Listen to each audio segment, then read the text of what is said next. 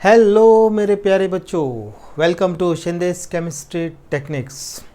ठीक है, अपना अभी हेलोजन डेरिवेटिव चैप्टर हो गया है कंप्लीट। अब उस पर जो अपना जहाँ छोड़ा था ना, पहले के सभी आर्टिकल के मैंने एमसीक्यू ले लिए।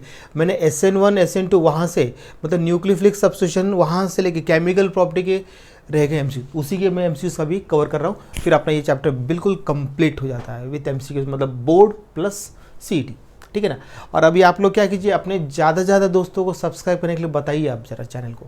ठीक है ना। अभी आगे नेक्स्ट चैप्टर में सॉलिड स्टेट स्टार्ट करने वाला हूँ उसके बाद। ठीक है ना।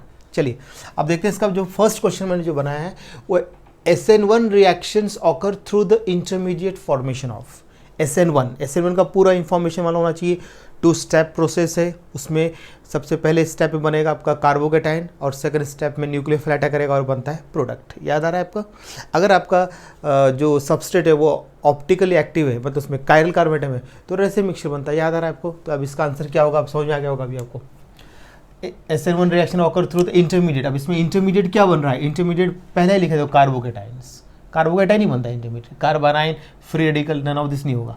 इसका आंसर ए होगा। ये बिल्कुल क्लियर हो गया। अगर आपके कंसेप्ट क्लियर है तो आंसर एकदम क्लिक हो जाता है।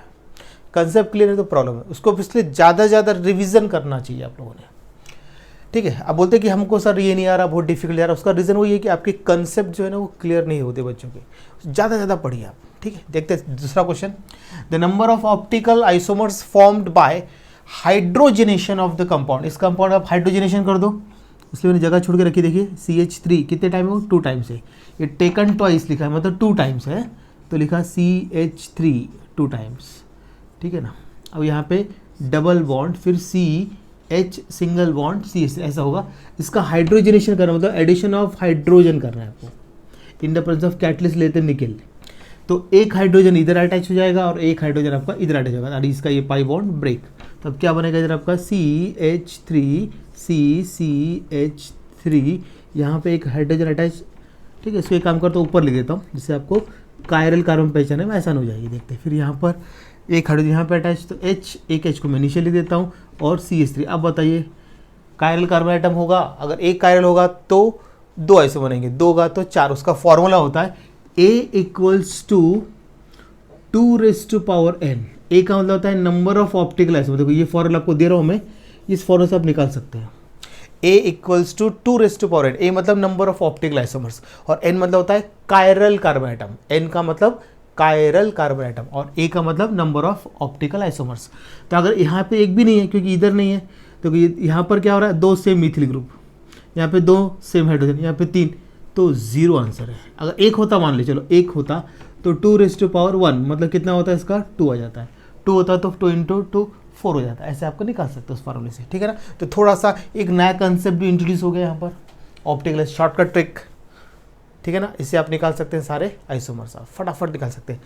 ए का मतलब number of optical isomers, N का मतलब कायरल कार्बन। कायरल कार्बन समझाया था मैंने, the carbon atom which is bonded to 4 different atoms और ग्रुप्स।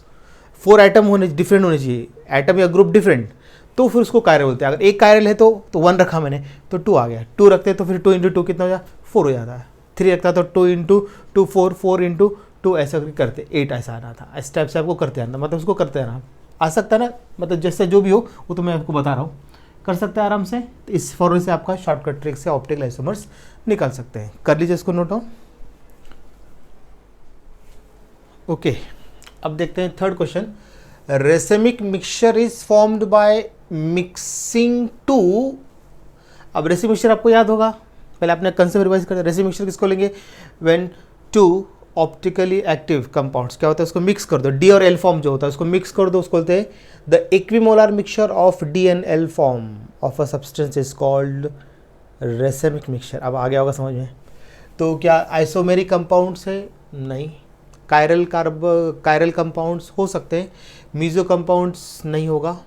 इनैंशियोमर्स विद कायरल, हाँ ये होगा, इनैंशियोमर्स बोलते हैं उसको हम लोग, इनैंशियोमर्स। ये आंसर ये भी हो सकता है, कायरल कार्बन है ना उसके अंदर, कायरल कंपाउंड्स बोला है तो हो सकता है। लेकिन यहाँ पे इनैंशियोमर्स विद कायरल मतलब यहाँ बहुत बढ़िया वर्ड है, उससे अच्छा वर्ड यहाँ पर, इसलिए ये आंसर आपका होगा कायरल कार्बेट होने कारण।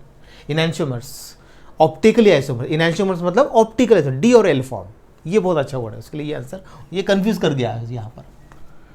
ठीक है, अब देखते हैं next, reaction of ethyl chloride with sodium leads to formation of, ethyl chloride मतलब C2H5Cl, इसको हमने किससे रिएक्शन किया, सोडियम मेटल। अब याद करो ये कौन सी रिएक्शन होगी, in the presence of dry ether, कुछ याद आ रहा है, दिस इज वुड्स रिएक्शन, तो इसको ट्वाइस कर दो, इसको ट्वाइस, ट्वाइस NaCl बाहर निकले, इसको डबल कर दो, तो CH3CH2 हो गया इथिल, फिर दूसरा इथिल, इसको कॉपी कर दो, इसको कॉपी करने का ऐसा हो गया, plus twice NaCl, N butyl, मतलब आंसर C होगा इसका, करेक्ट है। देख लीजिए, कर लीजिए नोट डाउन। ओके, अब देखते हैं question number 5th, dehydrohalogenation is possible with, dehydrohalogenation means elimination of hydrogen and halogen, तो ये उसी में पॉसिबल है जिसके पास क्या होना चाहिए, बीटा हाइड्रोजन आइटम। देखिए अब यहाँ पर मैं अगर इसका पहला स्ट्रक्चर लिख के देखता हूँ तो CH3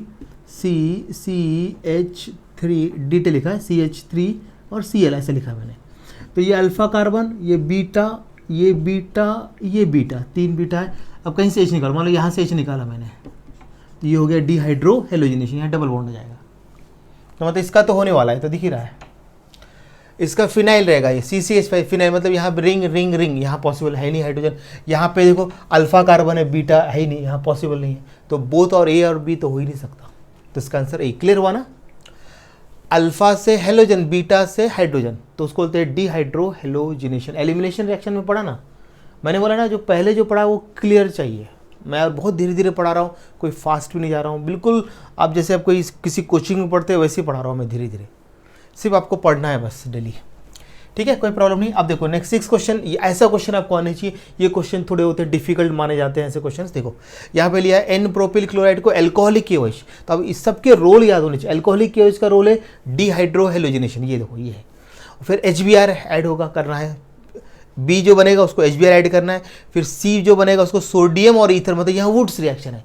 ऐसे पहचानने में आना चाहिए आपको क्या क्या हो रहा है। अब देखो मैं यहाँ बना के दिखाता हूँ आपको, अब देखो यहाँ पर लिया CH3CH2CH2Cl, ठीक है। अब यहाँ पर हमने क्या लिया है, एल्कोहलिक KOH। अब याद रखना हमेशा एल्कोहलिक KOH का रोल होता है डिहाइड्रोहेलोजिनेशन, मतलब एलिमिनेशन रिएक्शन, अल्फा कार्बन से हेलोजन और बीटा कार्बन से हाइड्रोजन। तो यहाँ से H निकलने वाला है, H यहाँ से निकलने वाला है, और यहाँ Cl को मैं नीचे लिख देता हूँ, ये Cl, तो ये निकल गया आपका डिहाइड्रोहेलोजिनेशन, जगह कम हो गई मेरे लिए भी, अच्छा हो गया अभी, KOH एल्कोहलिक, बराबर है कि नहीं, ये देख लीजिए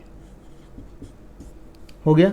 अब देखिए ज़रा, तो अब यहाँ पे क्या बनता है, CH3CH डबल बॉन्ड CH2, ये बन गया, ये बन गया आपका कौन सा प्रोडक्ट बना, आपका B प्रोडक्ट बन गया ये, ठीक है ना, ये B बन गया। अब उसको HBr के साथ रिएक्ट कर रहे हैं, HBr, तो यहाँ पे लगने वाला है मार्कोनिकॉफ्स रूल, मतलब जो नेगेटिव पार्ट है वो कहाँ जाएगा, जिस कारण सबसे कम हाइड्रोजन, ये इधर आएगा, ऐसा होगा ना। तो अब यहाँ पे आपका प्रोडक्ट बनता है CH3CH, यहाँ पे आ गया आपका Br, यहाँ पे CH3 हो गया। अब उसको किससे रिएक्शन करना है आपको, सोडियम के साथ करना है, ट्वाइस, इसको ट्वाइस करना पड़ेगा, याद आ रहा है आपको, in the presence of ether, मतलब ड्राई ईथर।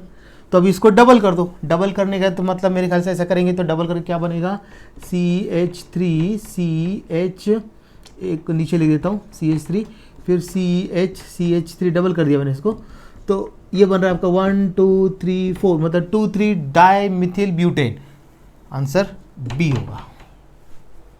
देख लीजिए, एल्कोहलिक KOH का रोल होता है डिहाइड्रोहेलोजिनेशन, और एक्वियस KOH का होता है न्यूक्लियोफिलिक सब्स्टिट्यूशन, ये ध्यान रखना जरा, ये एक्वियस एल्कोहलिक में कंफ्यूज हो जाता है बच्चे। उसके बाद फिर हमने एडिशन कर दिया, उसको एडिशन करने से ये बन गया आपका 2 ब्रोमो प्रोपेन, फिर उसका वुड्स रिएक्शन डबल कर दो, ये इसको ऐसा डबल कॉपी कर देने का, बस हो गया, आंसर आपका B आएगा, ठीक है, कर लीजिए नोट डाउन।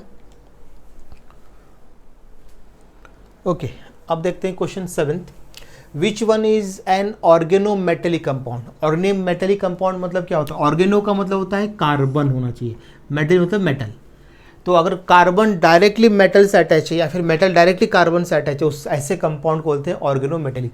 तो स्ट्रक्चर का थोड़ा नॉलेज होना चाहिए। तो यहाँ पे देखो सोडियम मेटल, ये ऑक्सीजन के साथ अटैच है, यहाँ पे अगर बॉन्ड शो करे तो ऐसा रहेगा, ये नहीं है, ठीक है। अब यहाँ पर देखेंगे तो ये सल्फर के साथ है मेटल, यहाँ पर मेटल कार्बन के साथ है, मतलब आंसर C होगा, बराबर है, क्लियर है बिल्कुल। चलिए अब आते हैं इथिल आयोडाइड किससे रिएक्शन, सिल्वर नाइट्राइड के साथ रिएक्शन किया। तो आपको याद होगा कि पोटेशियम नाइट्राइड के साथ क्या बनता है, अल्काइल नाइट्राइड, और सिल्वर नाइट्राइड के साथ क्या बनता है, नाइट्रो अल्केन। तो ये तो नहीं है, ये बनेगा, ये है नाइट्रो अल्केन, ये बनेगा आपका, देख लीजिए नाइट्रो अल्केन, NO2 है ना, इसको मैं ऐसे लिख सकता हूँ, और देख लीजिए ना C2H5NO2 कंबाइन करके ये नाइट्रो इथेन, ये बनेगा। ये आपका है मतलब इथिल नाइट्राइड बना, ये ये कब बनेगा, जब यहाँ पोटेशियम नाइट्राइड लेंगे तब, क्योंकि एम्बिडेंट न्यूक्लियोफाइल, NO2 कैसा है, एम्बिडेंट न्यूक्लियोफाइल है, ध्यान रखना जरा, ठीक है। तो ये तो नहीं बनने वाला, ये तो नाइट्रोसो है, इथिल नाइट्रोसो, ये भी नहीं बना, ये एजो कंपाउंड है, नहीं बनता है, ठीक है ना। ऐसा थोड़ा सा डिटेलिंग याद रखिए। फिर नेक्स्ट क्वेश्चन 9 है, which is not present in Grignard. Grignard क्या होता है, it is alkyl magnesium halide, ये होता है ना, मतलब इसमें अल्किल ग्रुप है, मैग्नीशियम और हेलोजन है।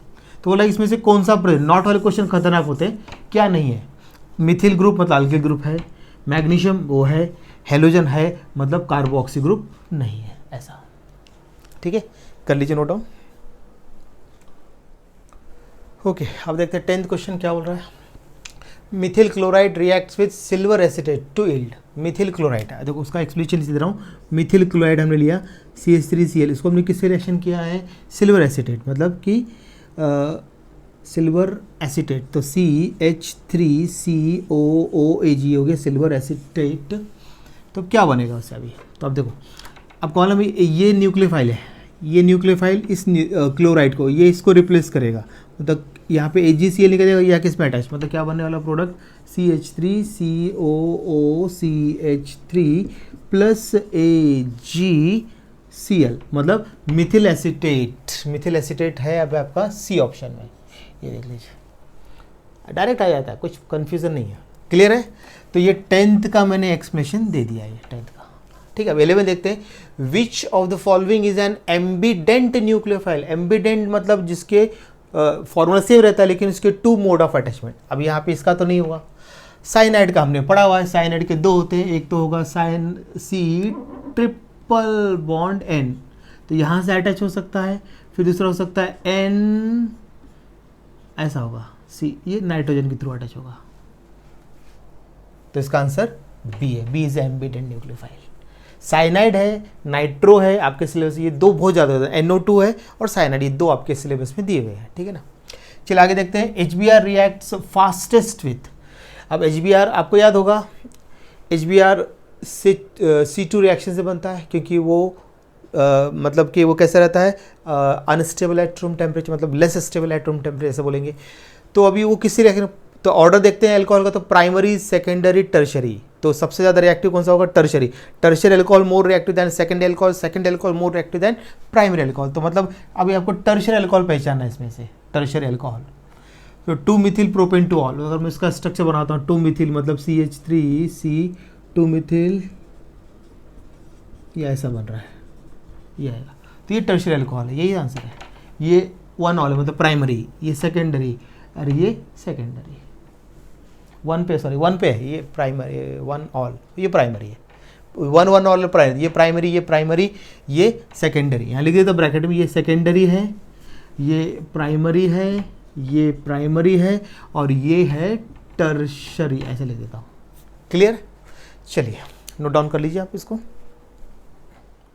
ओके, अब नेक्स्ट क्वेश्चन है, द रिएक्शन दिया, देखो सोडियम इथॉक्साइड को इथिल हाइड्राइड से रिएक्शन किया, तो क्या बना आपका, डाई इथिल ईथर और सोडियम हाइड्राइड, तो इज कॉल्ड, इस रिएक्शन हम क्या बोलेंगे, आपको याद करो कौन सी रिएक्शन है, एल्कोक्साइड और ये लेते हैं तो कौन सी रिएक्शन होगी, विलियमसन सिंथेसिस। अब तो इसको डायरेक्ट ही ऐसा मालूम होना चाहिए, डायरेक्ट ही कर सकते। हॉफमैन हमने कहीं अभी पढ़ा नहीं है, वुड्स पढ़ा हुआ, वुड्स तो नहीं है, सोडियम मेटल चाहिए अल्केलाइड के साथ, और इलेक्ट्रोफिलिक सब्स्टिट्यूशन वो एरोमेटिक में होता है, तो अब यहाँ पर नहीं है, ठीक है। अब देखते हैं नेक्स्ट है क्वेश्चन 14, ये कंपाउंड दिया है, इसमें अगर चेंजेस दिख रहे हैं तो सिर्फ यहाँ का क्लोरीन हटा के OH आया, मतलब कि एक न्यूक्लियोफाइल है दूसरे न्यूक्लियोफाइल को रिप्लेस किया, मतलब ये जो रिएक्शन होगा न्यूक्लियोफिलिक सब्स्टिट्यूशन, मतलब आंसर C होगा। आसान है कि नहीं, इजी है, चलिए कर लीजिए नोट डाउन। ओके, अब देखते हैं next question, chlorobenzene is less reactive then ethyl chloride due to, मतलब वो न्यूक्लियोफिलिक सब्स्टिट्यूशन रिएक्शन की बात कर रहा हूँ। Chlorobenzene is less reactive then ethyl chloride due to, क्योंकि अभी क्लोरोबेंजीन देखें तो उसमें पार्शियल डबल बॉन्ड कैरेक्टर आता है, आपको याद होगा ना। देखो क्लोरोबेंजीन ये पार्शियल, लेकिन अभी हम लोग इथिल क्लोराइड की बात करते हैं, C2H5Cl। तो यहाँ पे लोन पेयर के कारण यहाँ पार्शियल डबल बॉन्ड आता है, इसलिए ये इसमें इजीली न्यूक्लियोफिलिक सब्स्टिट्यूशन रिएक्शन नहीं होगा, मतलब वो आंसर ए होगा इसका, बराबर कि नहीं। और सिंगल बॉन्ड बोल रहा है, sp3 मतलब सिंगल बॉन्ड में कई हाइब्रिडेशन होता है, और नन ऑफ दिस तो हो नहीं सकता। चलिए आसान है बहुत। Fittig reaction can be use to prepare, Fittig मतलब क्या होता है, एरोमेटिक अल्के मतलब अरिल क्लोराइड, अरिल ब्रोमाइड ऐसे लेते हैं, अरिल क्लोराइड या अरिल ब्रोमाइड लिया तो उसको रिएक्शन करता है बाइफिनिल या फिर डाइफिनिल बनता है, आंसर सी होगा, है ना। इजी याद होना चाहिए, जिसको अगर कंसेप्ट क्लियर है, जिनको सब मालूम वही कर सकता है टिक। नेक्स्ट क्वेश्चन है 17, which attacking reagent is involve in Friedel Crafts alkylation of benzene. Friedel Crafts alkylation, आपको लेना पड़ेगा अल्काइल हैलाइड, तो उसमें अल्काइल हैलाइड लिया तो अल्काइलियम आयन, मतलब वो इलेक्ट्रोफाइल होता है, तो उसमें इलेक्ट्रोफाइल कोई भी लेंगे ना रिएक्शन बेंजीन है कि उसमें इलेक्ट्रोफिलिक सब्स्टिट्यूशन रिएक्शन ज़्यादा होता है, तो उसका आंसर ए होगा। कर लीजिए इसको नोट डाउन। ओके, अब देखते हैं next question 18, depletion of ozone layer is caused by, ozone layer में जो होल होते हैं वो किसके कारण हो गया। अब चार ऑप्शन अपने ऐसे, फ्रियॉन है, अल्केन है, ग्रिग्नार्ड है, क्लोरोफॉर्म है। क्लोरोफॉर्म से होता नहीं है, ग्रिग्नार्ड से भी नहीं होता, अल्केन से नहीं होता, किससे होता, फ्रियॉन पढ़ा हम लोगों ने, फ्रियॉन से होगा, बराबर। फ्रियॉन ओजोन डिप्लीशन में यूज़ होता है, इसलिए तो क्लोरोफ्लोरोकार्बन बैन कर दिया आजकल। The molecular formula DDT has, उसमें बोला कि 5 chlorine atom, 4 chlorine atom, 3 chlorine 2, याद है किसी को उसका तो अगर स्ट्रक्चर याद आ रहा होगा, नीचे ड्रॉ कर लेता हूँ, अगर आपको स्ट्रक्चर याद आ रहा होगा तो आप बराबर कर पाएंगे, नहीं तो बहुत मुश्किल है, बराबर है कि नहीं, बोले तो इतना मुश्किल है कि पूछिए मत। तो अब इसमें 3 और 2 5 क्लोरीन है, मतलब आंसर ए होगा, ठीक है। फिर iodoform is used in medicine as analgesic, मतलब एनाल्जेसिक मतलब जो है ना पेन कम करने के लिए होता है, पेन किलर, ये दोनों एक ही चीज़ है, pain killer analgesic. Insecticide insect को मारने के यूज़ नहीं होता, हाँ एंटीसेप्टिक होता है, मतलब यहाँ पर वुंड्स को हील करने के लिए यूज़ करते हैं हम लोग। तो ये हो गया आपके 20 क्वेश्चंस। अब यहाँ पे चैप्टर आपका board plus CET MHT CET मैंने कंप्लीट कर दिया है। अब नेक्स्ट चैप्टर जाएगा हमारा सॉलिड स्टेट स्टार्ट कर रहा हूँ अभी, एक थ्योरेटिकल एक रिएक्शन ऐसा मैं करने वाला हूँ, समझ आ रहा है आपको। तो आप तैयार रहिए और अपने दोस्तों को बताइए, कल से नया चैप्टर शुरू होने वाला है, इनको पूरा अच्छे से कर लीजिए, चैप्टर को पढ़ लीजिए अच्छे से, इनके नोट्स बना लीजिए आप अपने, ठीक है ना। उसके बाद में फिर आप ये सारे जो मैंने हर आर्टिकल बनाई, इस बार मैंने क्या किया, केमिकल प्रॉपर्टी और ये जो है ना एनवायरमेंटल यूजेस और इफेक्ट्स के बाद मैंने MCQs बनाया इस बार, ठीक है ना। अब नेक्स्ट चैप्टर से ऐसा नहीं करेंगे, नेक्स्ट चैप्टर पहले पूरा कंप्लीट करेंगे और लास्ट में एक MCQs बनाएंगे, उन सब पर MCQs बना लेंगे, एक टेस्ट जैसा बना लेंगे, ठीक है ना। तो ऐसा करेंगे, कई वजह से मुझे लगता है बोर हो रहे हैं, बीच बीच में डाल रहा हूँ ना MCQs, तो उससे अच्छा है कि पूरा चैप्टर होने थे, अब बाद में MCQs डाल देते, तो आपका बोर्ड प्लस CET दोनों हो जाएगा, ठीक है। अपने दोस्तों को बताइए, शेयर कीजिए चैनल को, ठीक है। चलिए पढ़ते रहिए, सेफ रहिए घर पे।